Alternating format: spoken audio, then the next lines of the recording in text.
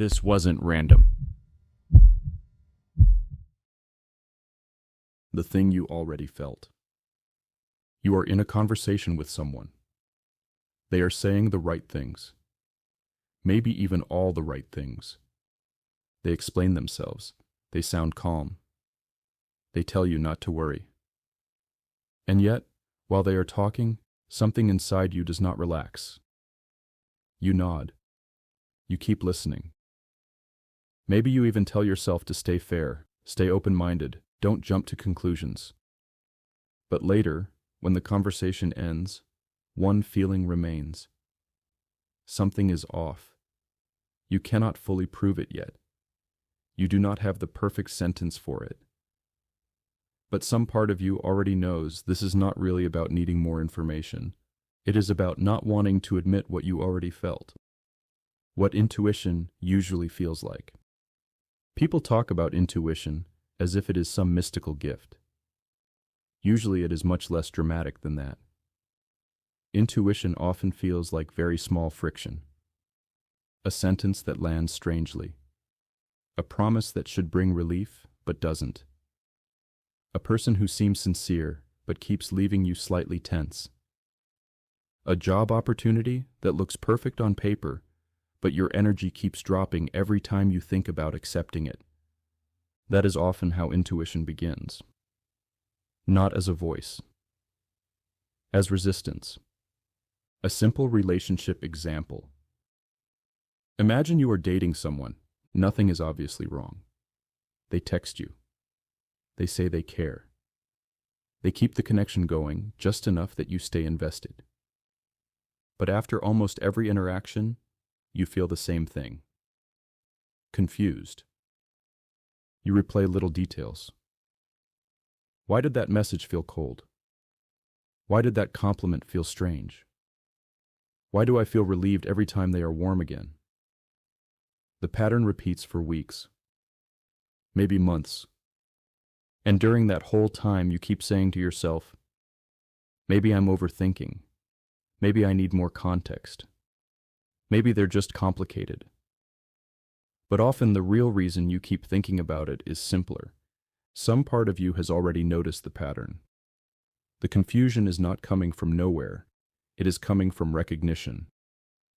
Intuition is often early, not magical. That is what makes intuition difficult. It is not always mysterious. Sometimes it is just early. It picks up something before the conscious mind is ready to put it into words. The mind usually wants direct proof. A clear contradiction, a clear lie, a clear reason to leave, say no, step back, or admit disappointment. But intuition does not work like that.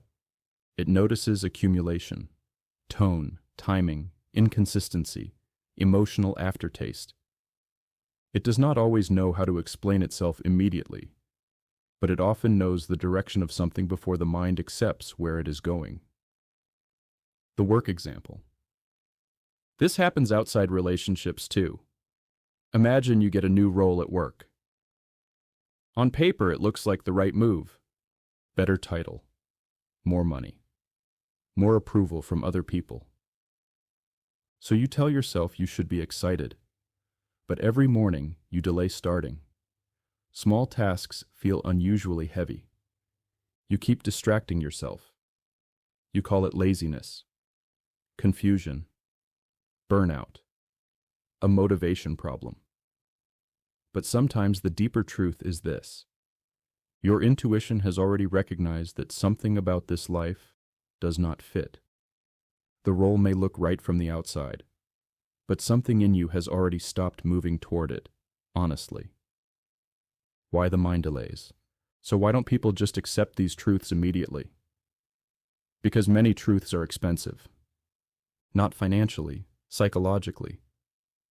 Admitting the truth might mean admitting, this relationship is not going to become safe. This person is not going to become consistent. This career path does not actually belong to me. This version of my life only works on paper. This hope is keeping me attached to something already fading. The mind does not like these admissions, so instead of accepting the truth, it buys time. One more conversation, one more explanation, one more chance, one more attempt to interpret the situation in a way that hurts less. The delay often sounds intelligent. This is why delay can sound very reasonable.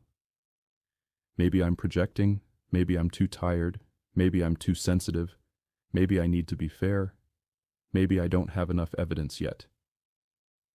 Sometimes those are wise questions. But sometimes they are just sophisticated ways of postponing contact with something already felt. That is why intuition can be so frustrating. It often arrives first. Language arrives later. A very specific sign. One of the clearest signs that intuition has recognized something uncomfortable is not panic. It is drag. You become slower around something. You answer messages later. You feel tired after seeing the person. You struggle to generate genuine excitement. You notice yourself mentally stepping back, even while outwardly still participating. This is important, because by that point, part of you is still continuing the situation. But another part has already withdrawn belief from it. Mourning before the ending. Sometimes intuition feels less like alarm and more like sadness. You are still in the relationship, but something already feels over.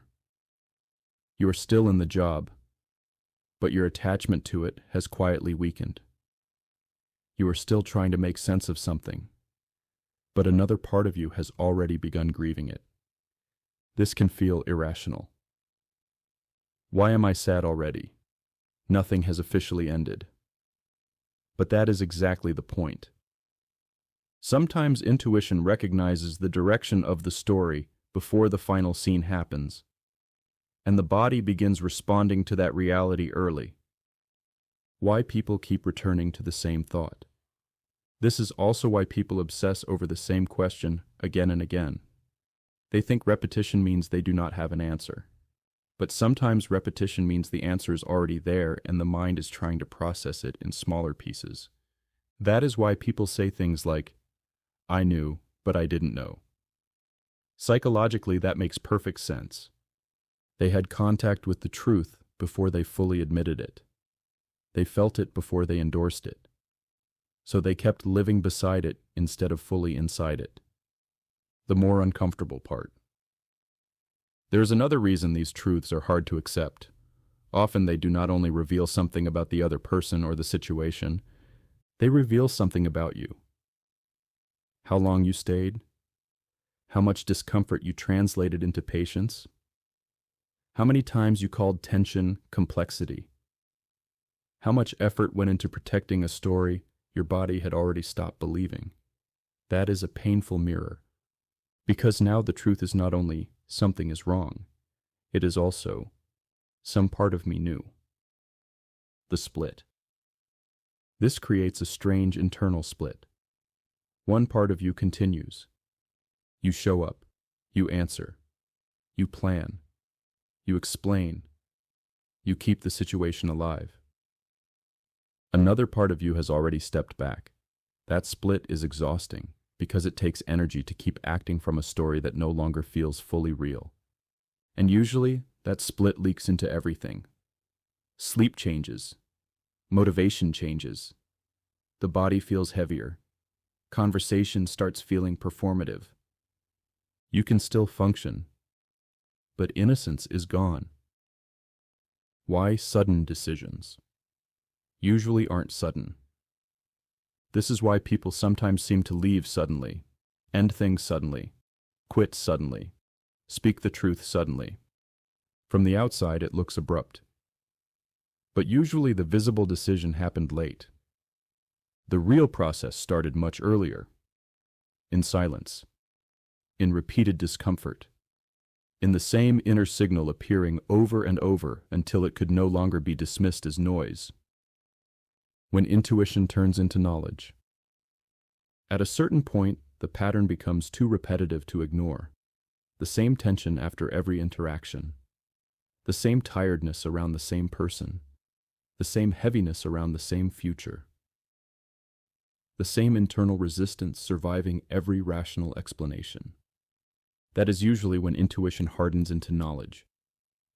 And then you realize something uncomfortable. The problem was never total confusion.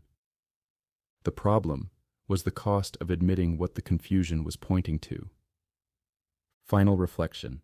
This is why uncomfortable truths often do not arrive as dramatic revelations.